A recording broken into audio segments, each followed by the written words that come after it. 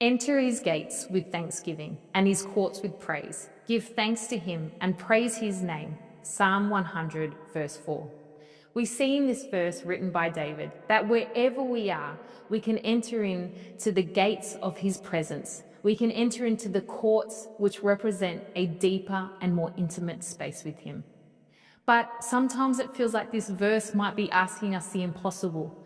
Are we really meant to live a life full of gratitude and thankfulness to God at all times?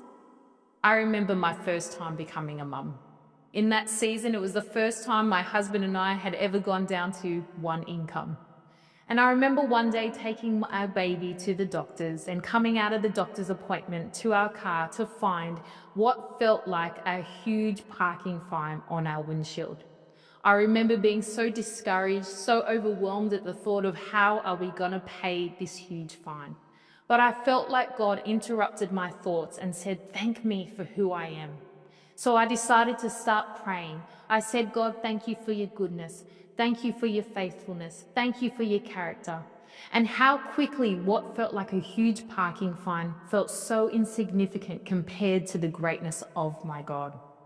Today, you might be having a bad day, or you might be in a season right now of discouragement.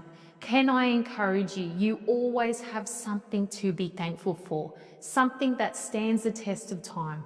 And that is the death and resurrection of our Jesus Christ. Because of that, you have been saved, you have been sanctified, and you have been set free and delivered.